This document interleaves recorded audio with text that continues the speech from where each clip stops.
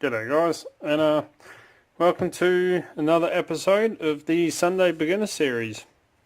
So far we've covered a couple of topics, and as I said, we moved on to picks, and the last 3 episodes have been about rakes, raking locks, the different techniques, and I've been trying to keep everything as simple and as basic as possible, just to not overcomplicate it and make it too confusing with all different types of techniques. I want to keep them at their most basic. That moth's back. At the most basic levels to go through to build on the foundation, and then once you get the foundation built, it's like a house. You don't start with the roof and then make the walls and then do the concrete slab underneath. You got to have the concrete slab first to build up on, and that's what I'm trying to do with the Sunday Beginner Series and go through each one. So since we've covered the rakes, we are now moving on to hooks.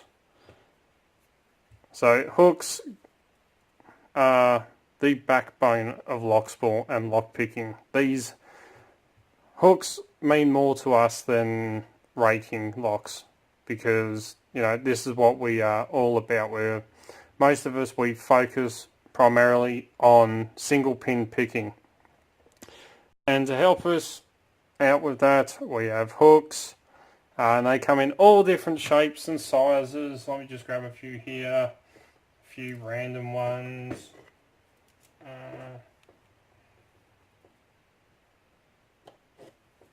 So we've got ones from the most used hook of all time, probably the most common hook, and the one that gets used the most out of every single hook is your short hook, or also called the standard hook. This is everybody's go-to. It's in every single kit that you get. There is always a short hook. This one happens to be by Sparrows. But you've got short hooks, you've got high reach or steep. We have a steeper for your high cut pins, and of course these all come down to different locks and different pin heights. For a key such as the one for this challenge lock that I made called Fallen Angel, probably very unlikely to be able to pick a lock with bitting like that with a short hook. So you need something that's a bit higher, that won't overset the first pin or the whatever pin it is that you're on. So the short hook, try and pick the second one to its correct height.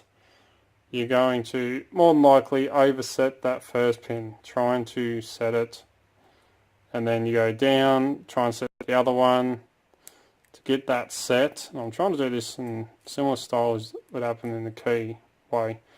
Try and get that. More than likely you're going to overset. So that's why they design different shapes and styles. So one with a high reach, we can get those higher cut pins without oversetting the low cuts.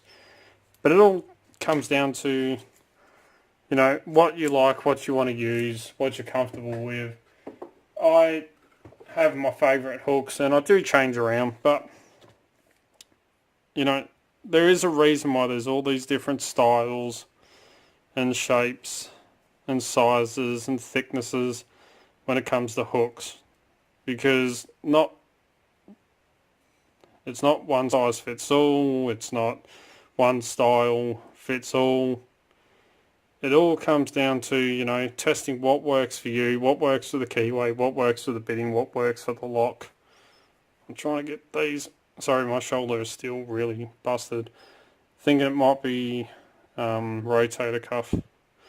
But yeah, so we've got like the Forest Diamond, perfect for high cut pins. We've got either the Tron or the Attila. I can never get them around the right way. We've got one of my favourites, which is the Euro Hybrid, or the offset Euro Hybrid by Sparrows, which combines a short hook and a rounded half diamond. Of course, short hook, most common one we use, steep hook. So they all come in all different shapes and sizes, but these are the backbone of Locksporters. This is where you need and you hone your skills in lockpicking, because when it comes to technique and raking is one of the easiest ones, and I do apologise, I'm trying to put all these hooks back. Raking is one of the easiest methods to open a lock, and I said it does take skill. Raking still takes skill, but there is a lot more skill that is needed and involved in single pin picking with hooks.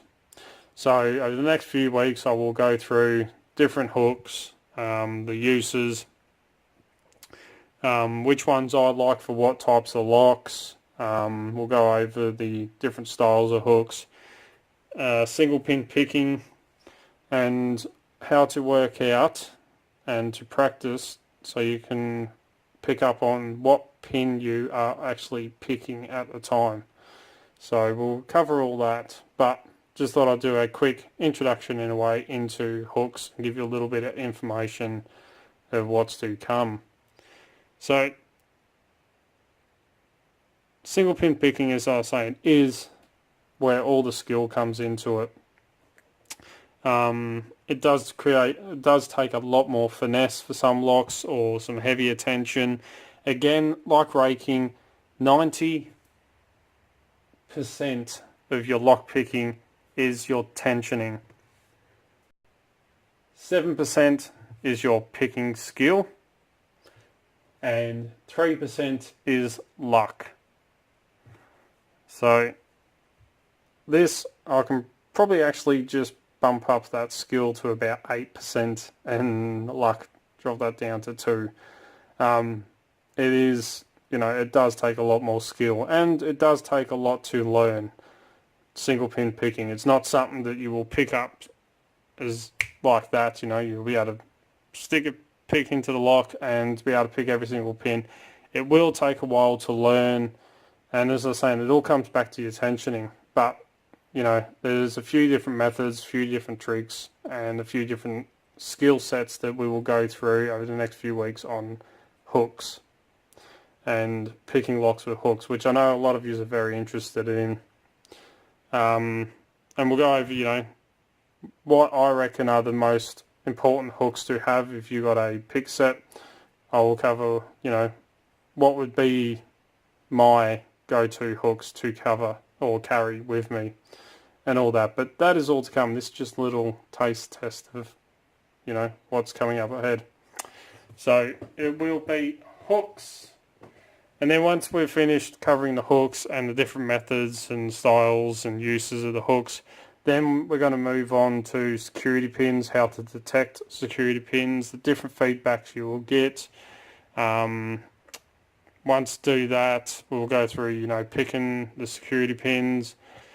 I'll then move on to fully picking a lock, gutting it, and just had a little friend pop in to say hello. Some weird little bug. Get off. Freeloader. Yeah, we'll go through picking the lock, gutting it, taking all the stuff out and then putting it all back in and go through all that. And some other topics if you want that you would like covered for beginners, pop it in the comments below and I will try and cover those topics in the videos as well to help you out. But as I was saying, I'm just going to try and keep this as simple as possible, not overcomplicate it for everyone. As I was saying, this is a beginner's series, so you want it as simple and uncomplicated and easy to follow and understand as possible. But yeah, so coming up, hooks. Now I'm looking forward to it since a lot of my picking is single pin picking. So I'm really excited to go covering this. So anyway, as always follow the codes, keep Locksport legal, Don't go doing anything stupid. Don't forget locksmithstoolbox.com. They're closed for a month. They will be opened back up, I think it's about March. They're you might be doing some upgrades to the website, and they're definitely getting in some new equipment, so I'm really looking forward to that. But if you're after great equipment at very competitive prices, please check them out. Awesome Australian company. Please hit that subscribe button and turn the notification bell on, which I think is over this side or next to it or somewhere, so you can stay up to date and know when I put up videos. Really do mean a lot. So please smash that subscribe button. Don't forget to come and join us on Discord, Extraordinary League of Pickers. I cannot recommend that enough. Absolutely fantastic group of people on there. New members joining all the time. Lots of fun, lots of information getting shared. Don't forget you can find us on Instagram, Facebook and Twitter. And I'm also setting up complete mental blank. What was it? Skype. That's it. So you can get in contact with me through Skype. Once I've got it all fully set up and I know what's going on, I'll let you know. I'll put it in the description below on the next video or whatever. If you just want to get in contact with me through there. So you can contact me through any of the social medias, Skype soon, and you can send us an email at darkartslockpicking@gmail.com and I'll get back to you. I promise you that. If you like what you see, don't forget to give it a thumbs up and put a comment below what you'd like to see in the future. And until next time, cheers guys.